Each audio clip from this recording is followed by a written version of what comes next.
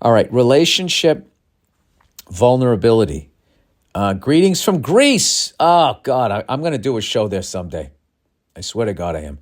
Greetings from Greece. Dear Bill Burr, sorry in advance, but it gets sad, but I'm really troubled. Oh, Jesus. Some background. I'm a 24-year-old guy who's been surrounded with funerals for the last 7 years. One of those funerals was my best friend who was murdered when I was 17. Oh, man, sorry to hear that. Since then, and up until my 20s, I really struggled keeping a smile on my face or having any motivation in life. Because of that, I lost many relationships and friends due to not being always emotionally available or present.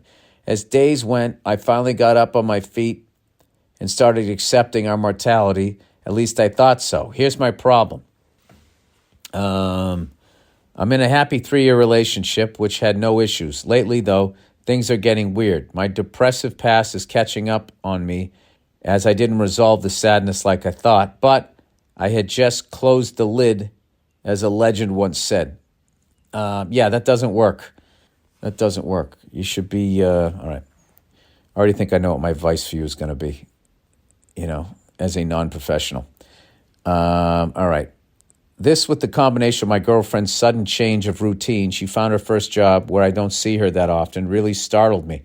I get these huge waves of sadness and loneliness accompanied with the insecurities I never had. Yeah, probably her suddenly having to leave for work reminded you of how your friend suddenly wasn't there anymore. This is becoming an issue since I'm really into communicating feelings/problems with my lady, but this time it feels weird. I seem... and am emotionally weak, vulnerable, and insecure. Literally the top 3 things a woman don't want you to be. That's the top 3 things the other person in the conversation doesn't want to deal with on a daily basis because it's a lot. So, and that's what you have therapists for, is they can actually take that on. And if you go into a therapist, I think it eases the tension in your relationship because you're talking to a professional, so you start moving in the right direction. And then when you talk to your significant other, they know that you're working on yourself, and then you're not just dumping your day on them, which can be exhausting. Anyway, it's not the first time I experienced these feelings, but I always could manage to put on a happy face and say that everything is all right. Doesn't seem to be the case this time. It's not her job to fix me nor wait for me. I wasn't like this 99% of the relationship. I was the happy, funny dude who she could always count on. Now I just feel like a man-child. What do I do? I have talked about it. She tries to understand and support me, but I can't stop having the unavoidable feeling of the pressure that if I don't get my shit straight fast, I may lose her. Thank you for making my car ride something to look forward to with your podcast. All the best to you and your family. Can't wait for your next special. English is my 3rd language. Sorry for any trouble it may cause you. Humble brag. All right, dude, you speak 3 languages. All right, you're a funny dude. You got a great girlfriend, okay? Just go get some therapy and stop worrying about losing her. All right? If she takes off, that's her fucking issue.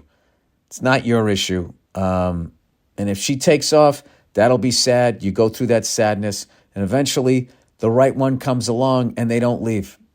All right? And if she's the right one, she won't leave. But right now, if I was you, just work on yourself and,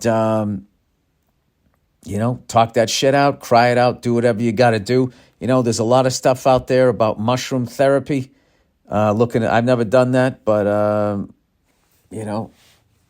I've heard a lot of good things about that. It's good for PTSD and trying to work your shit out so you actually get to live a happy life, because why should you be miserable because of that horrible thing somebody else did to your friend? And that's the thing about when somebody does something like that, it doesn't just obviously affect the person that they attacked. It's the ripple effect, and it can literally affect how you are in a relationship, how you're going to be as a father and a husband, and then for generations, people deal with these issues. It's sort of the blowback or whatever of whatever happened. So I hope you're able to work through that shit. And as always, go to a professional, not a fucking jerk off with the podcast. But I appreciate you writing it. Not that I was giving you shit. All right, okay. So don't fucking get down in the dumps because of what I just said there. All right. Jesus. Hope I didn't snip the wrong wire there at the end. I felt like it was in an action movie. All right.